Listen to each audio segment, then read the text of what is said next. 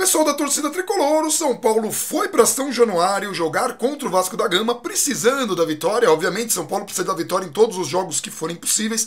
O São Paulo, que teve um campeonato brasileiro muito ruim e que, na verdade, tinha como principal objetivo fugir do descenso, né? Conseguiu alcançar os 45 pontos, que normalmente são os pontos, a gente até chegou a falar numa live, que são os pontos que a gente acredita que praticamente salva o São Paulo. É muito difícil que com essa quantidade de pontos os times que estão lá embaixo tenham ainda a possibilidade de alcançar e passar o São Paulo. Então, assim, praticamente o São Paulo já garantiu o que precisava. O jogo de hoje era para ver se o time tinha condições, se ele poderia se colocar como um dos que estão disputando, um dos clubes que estão disputando a vaga por Libertadores. E esse objetivo com o empate, infelizmente, acabou assim ficando muito complicado, ficou muito difícil para o São Paulo alcançar a Libertadores. Eu vi muita gente comentando no Twitter, mas assim, esse time não merecia mesmo ir para Libertadores e tal. Gente, assim, se fizer os pontos é porque merece, se não fizer é porque não merece. Não adianta também pegar, porque lá atrás o time jogou muito mal, mas tudo bem, se um time lá de cima perdeu a quantidade de pontos pro São Paulo chegar, é porque merece, e faria muita diferença, que eu vi gente falando,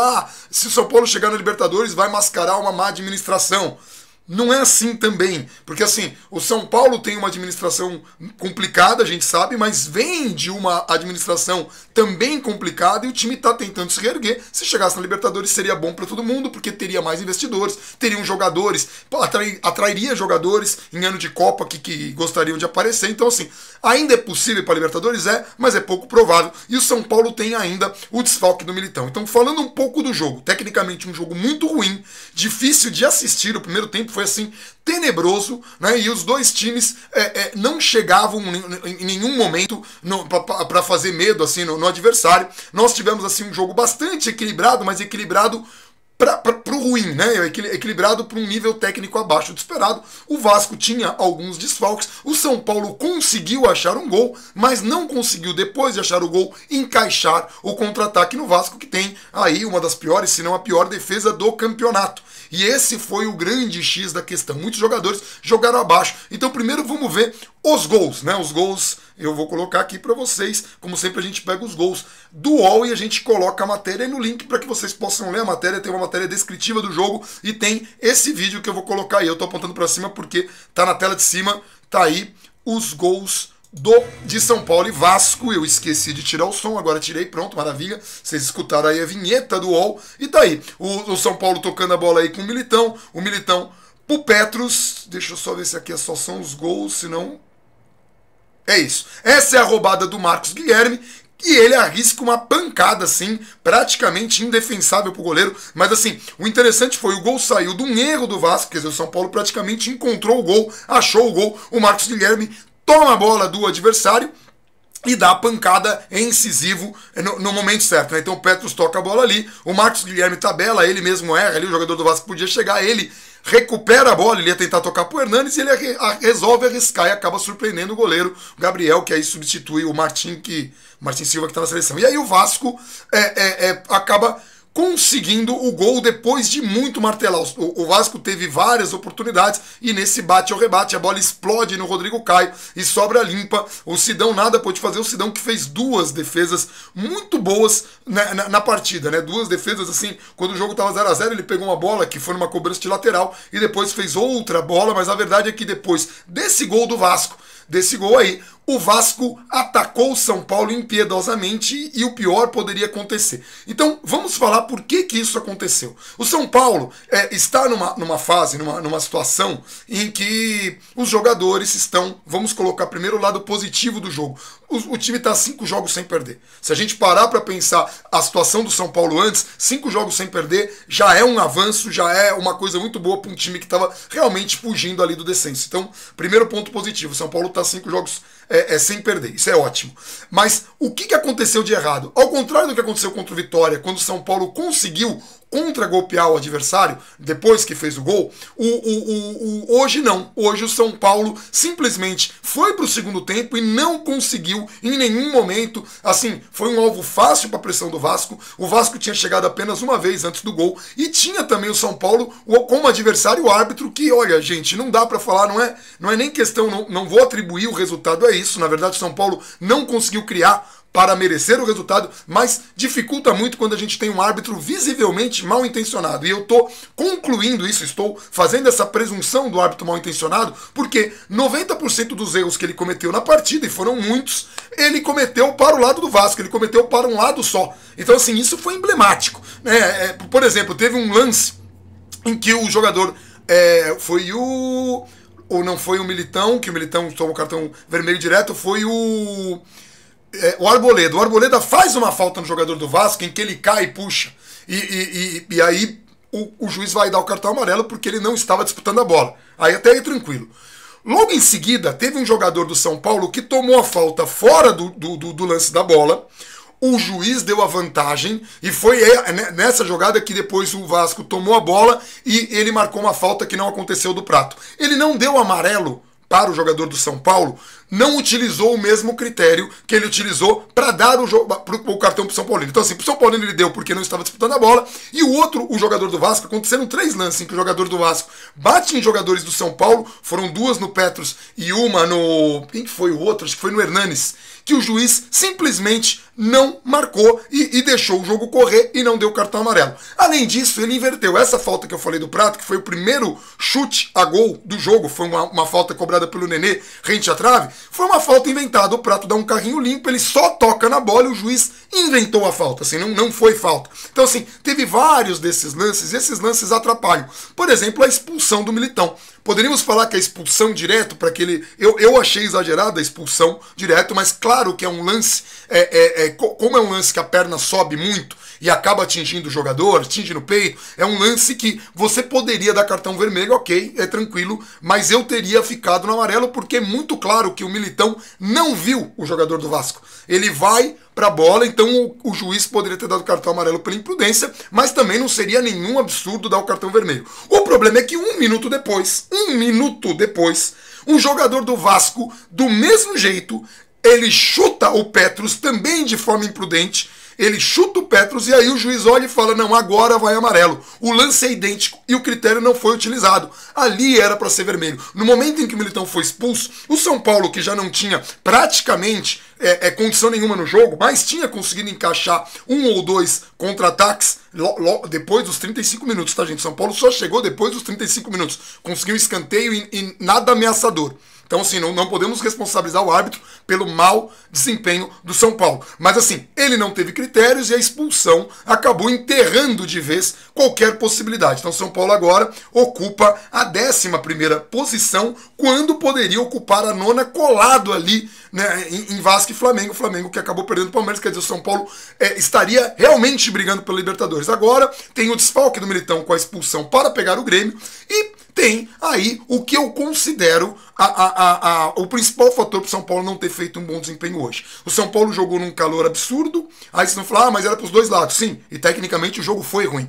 E o São Paulo tem um elenco tão reduzido que os jogadores não têm descanso. O Hernanes e o Petros não tiveram pré-temporada e praticamente estão jogando todos os jogos. O Petros quase não foi substituído nenhuma vez, quase não foi substituído, acho que foi 2 ou 3 vezes, mas é muito pouco. Então, assim, eu acredito que isso é presunção minha. Eu acredito que o desgaste físico dos jogadores que estão jogando domingo e quarta, né, ou sábado e quinta, enfim, pesou bastante nesse jogo. Por quê? Jogadores chaves que vem fazendo, que vem tendo desempenho acima da média, hoje não conseguiram jogar. Por exemplo, o Hernanes não conseguiu jogar bem. O Prato fez um dos piores jogos pelo São Paulo. Não quer dizer que o Prato é horrível, tá, gente? Eu já vi gente descendo a linha no Prato. O Prato foi importante nos últimos jogos. Fez gol, deu assistência, tem a liderança. Não é só um cara esforçado. Ele é um jogador diferenciado. Mas hoje não jogou. E não vai jogar sempre. O Hernanes, que é o principal jogador do time e um dos principais, se não o principal jogador de meio campo do São Paulo, também o cara hoje jogou abaixo. Por quê? Porque havia assim o desgaste. O Petros foi outro que também não conseguiu jogar. Aliás, ninguém conseguiu jogar hoje, à exceção do Marcos Guilherme, que foi um pouquinho mais incisivo, né? Tomou a bola lá e fez o gol e chutou. O Sidão, que fez 2 ou 3 defesas, e o Militão, que até a expulsão estava muito bem na partida. O resto do time estava todo mundo muito mal. O Petros, gente, ele tá jogando meio no sacrifício. No momento em que ele toma esse chute do jogador do Vasco, que era pro jogador do Vasco ter sido expulso pelos critérios do próprio juiz. Aliás, eu não quero nem falar o nome desse árbitro, mas quando ele foi anunciado, todo mundo falou, o São Paulo vai ser prejudicado, porque sempre ele sempre erra contra o São Paulo. Se é de propósito ou não, não posso falar, porque eu não tô afim de tomar processo, mas assim, na minha cabeça, nada me tira da cabeça que há, sim, uma má intenção do árbitro, porque ele não usou o mesmo critério com 1 minuto de diferença. Não é possível que em 1 minuto ele mudou a opinião dele da vida. Ah, expulsei o cara e acho que me arrependi, porque agora eu não vou expulsar. Quando ele acerta o Petros, jogador do Vasco, o Petros cai, ele tá com alguma coisa amarrada na perna, que é para evitar contusão, porque o Petros está jogando meio que no sacrifício. Ele já fez uma partida meio que no sacrifício, como tinha dito o Dorival. O problema do São Paulo é, nós não temos qualidade técnica para fazer as trocas. E nós temos aí o desfalque do Cueva. Ah, mas existe uma Cueva dependência? A gente já falou isso mais de uma vez aqui. Quando o jogador é diferenciado, sempre vai ter uma dependência dele, é óbvio. Se tirar o Messi do Barcelona, não estou falando que o Cueva é o Messi, mas assim, proporcionalmente, se tirar um jogador bom, um jogador que tido como um dos melhores do elenco, vai pesar. O Cueva tá na seleção, pesa, porque hoje o Hernanes não jogou no nível que joga, o Cueva poderia ter jogado, ou pelo menos poderia ser uma preocupação pro Vasco. E a gente não tem reservas, a gente tentou o Shailon, que não conseguiu fazer um bom jogo. Hoje, o menino Lucas Fernandes entrou, não considerei que ele conseguiu fazer qualquer coisa, assim, foi muito fraco a atuação do Lucas Fernandes. E o Michael Suel, que entrou ali como novidade, né, do último jogo, ele trocou, ao invés de ir com o Shailon, ele foi com o Michael Suel. O Michael Suel foi pouco incisivo, praticamente a participação dele se limitou a um chute cruzado ainda no primeiro tempo. Aí o primeiro chute do São Paulo é gol, que ele recebeu a bola do Prato, ao invés de devolver pro Prato, ele resolveu arriscar. Até achei que ele deveria arriscar, mas não foi bem também. Então assim, nós temos aí os garotos que não estão conseguindo dar conta do recado, e o Dorival, que é obrigado a praticamente manter o time inteiro. Então o São Paulo tá com aquele cobertor curto. Gente, a gente não tem reserva para lateral. Ou seja, já vai ser um problema pro jogo contra o Grêmio na quarta-feira, essa expulsão do Militão. Vai prejudicar muito. Vai prejudicar muito. Então, assim, isso pode sim ser a justificativa do São Paulo. É uma presunção minha, que o desgaste físico, do calor, dos jogos direto, dos jogadores que não são substituídos, que nem tiveram pré-temporada, caso do Hernanes e do Petros, né? Tudo isso e o natural do futebol, que você nem sempre vai ter um desempenho bom, acabou deixando esse gosto amargo do empate, porque quando o São Paulo estava ganhando, estava ali brigando por Libertadores. E é isso, gente. São Paulo vai ser isso até o fim. É um time que vai na raça, na garra, na mordida. É o que temos, mas é um time que tem essa garra, que tem essa força. Assim, eu não acho correto chamar esses jogadores de covardes, porque assim, dava pra ver que os jogadores não foi falta de correr, o Prato foi ajudar na defesa, a galera estava empenhada, o problema é que não tinha perna, não tinha. Então assim, quando você está cansado, você toma uma decisão errada, ao invés de driblar, como seria o natural, você toca. Na hora que você tem que tocar, você tenta chutar. Na hora que você deveria chutar, você tenta tocar pro companheiro do lado. Então São Paulo errou em tomadas de decisões. O São Paulo errou fundamentos básicos, errou muitos passes, mas está conseguindo sair dessa situação incômoda. É óbvio que a gente não vai ficar feliz, e sim, eu ficarei preocupado com o jogo de quarta-feira, porque vai ser um jogo muito difícil, ainda mais com o desfalque do Militão. A sorte é que o Sidão, que tinha anunciado que ele tinha tomado o cartão amarelo, na súmula não tomou, não sei nem quem foi que tomou, mas o Sidão não tomou. Eu estava preocupado, porque por alguma razão que eu não consigo entender, o reserva imediato do Sidão é o Denis. E eu realmente espero não ver o Denis atuando, porque não confio nele, ainda mais ele parado tanto tempo. Quando ele tá jogando direto, eu já não acho um goleiro do nível do São Paulo. Ele parado um tempo para assumir nessa pressão toda, eu confio menos ainda. Então, como o Denis já não vai ficar, eu até preferiria que o reserva imediato fosse o Renan Ribeiro e não o Denis, enfim, mas é isso, o Dorival fez a escolha dele. Aliás, o Dorival, gente, não tinha muito o que fazer nesse jogo. A proposta do São Paulo era contra-atacar e não conseguiu contra-atacar. O único erro que eu atribuo ao Dorival, um erro de avaliação, mas é compreensível, não é um erro absurdo, mas teve sim, foi no momento em que o Militão foi expulso, ele tinha que sacrificar um menino da frente, ele escolheu o Marcos Guilherme e não o Lucas Fernandes, porque o Lucas Fernandes tinha entrado há pouco tempo. Então, na cabeça do Dorival, eu vou tirar o jogador que está mais cansado. Faz todo o sentido do mundo. O problema é que o Marcos Guilherme, ele marca mais do que o Lucas Fernandes e ele é mais incisivo para atacar. Então, quando o Marcos Guilherme saiu, praticamente o São Paulo abdicou de qualquer possibilidade de atacar o Vasco, né? Então, o Gilberto, que entrou no lugar do Prato, não teve nenhuma oportunidade de fazer nada, porque o jogador que teria alguma possibilidade de fazer alguma coisa, já não estava em campo. Mas vejam, ainda que eu considere um erro, faz muito sentido o que o Dorival fez. Então, assim, é um erro aceitável, gente. Às vezes a gente fala que, o Sidão falhou, e aí a galera fala, pô, mas tá pegando o pé do Sidão. Não, a gente fala da falha de um jogador, às vezes quando o Rodrigo Caio falha, às vezes quando o Arboleda falha. O jogador falhar é normal. O que não é normal é, assim, alguma coisa muito fora da curva, ou uma falha como aquela do Júnior Tavares contra o Corinthians, que o jogador acabou, tipo, pagando o preço por achar que joga mais do que joga. Aí esse tipo de coisa é mais irritante. Mas falhar é natural. Sempre um time vai falhar pro outro conseguir fazer a jogada. Então, assim, o Dorival, no meu entendimento, eu não teria feito aquilo, eu teria feito a troca do Lucas Fernandes. Mas ele tinha acabado de entrar? Sim, mas o Lucas Fernandes já dava pra ver ali que não ia conseguir fazer um bom jogo. As poucas jogadas que ele fez, ele estava muito sumido. E, de fato, Lucas Fernandes não foi bem. Eu preferia ter continuado com o Marcos Guilherme. Mas nada assim grave. O São Paulo vai agora enfrentar o Grêmio. E, assim, uma vitória muda tudo, gente. Um campeonato que está muito, muito, muito embolado. Uma vitória poderia até colocar o São Paulo de novo na briga, né? Mas eu acho difícil. Acho que a gente não tem que pensar em Libertadores. Nós temos que pensar em sair matematicamente dessa possibilidade de cair, que cada vez mais remoto. São Paulo está muito tranquilo na 11ª posição com 45 pontos, eu estou olhando aqui, e o time que está assim, o primeiro time está com 39 para 45, ninguém sabe, 39, 40, 41, 42, 41, 6 pontos, eu acho que são 6, depois você faz essa conta aí, porque eu sou péssimo em matemática, são 6 pontos, são 2 jogos, quer dizer, tem poucos jogos para o final, eu duvido muito que esses times consigam ganhar. Tanto assim, é água de coco, tá, gente? Antes que alguém pergunte, hoje era o que tínhamos pra essa... E, aliás, outra coisa, hein? Se o São Paulo tivesse feito o gol depois do Vasco, se o resultado fosse o mesmo, mas o Vasco tivesse abrindo o placar e depois o São Paulo tivesse empatado, talvez o gosto da torcida fosse outro.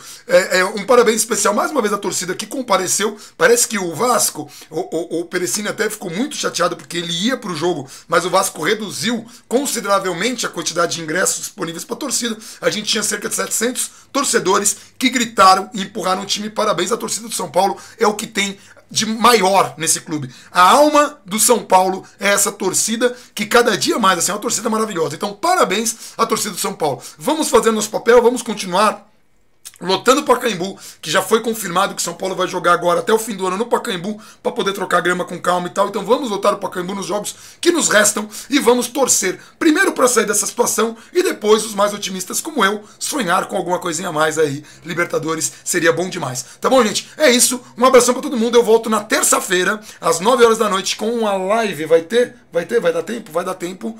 Vai dar tempo. Se eu tiver que antecipar, eu aviso vocês pelo Twitter. Então, acompanhe as nossas redes sociais, @FalaBandana no Twitter, terça-feira que é véspera de feriado. Então, fique aqui comigo pra gente bater papo. Terça-feira é véspera de feriado, não é? É véspera de feriado. Eu tô falando Twitter, Facebook.com/FalaBandana, YouTube.com/FalaBandana e o Instagram da Vives, que tá aqui do lado, @FalaBandana. Você quer aparecer só pra dar um oi assim? Não, a Vives tá coordenando as coisas, tá mexendo aqui, tá fazendo conta.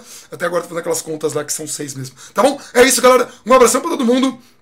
Obrigado pela companhia. Compartilhe esse vídeo. Se vocês puderem, cliquem nas notificações, que eu não sei onde fica, que é aquele sininho lá. E é embaixo? É embaixo. É embaixo, é bom que a vista aqui. É embaixo. Cliquem aí nas notificações, eu não sei de que lado que é, mas procurem um sino, tem um sino aí. Cliquem que aí eles te avisam quando eu vou fazer vídeo, inclusive nas lives. E se inscrevam no canal e, se puderem, divulguem esse canal para outras pessoas. O boné a gente vai sortear tão logo o São Paulo esteja matematicamente sem risco de descenso. E aí também a gente deve começar a vender os bonés. Eu já até avisei o cara que eu não ia vender enquanto o São Paulo não estivesse livre, porque assim, é mais importante que tudo é o São Paulo. Isso daqui é a paixão que nos move, tá bom? Um abraço pra todo mundo, obrigado pela companhia e até mais!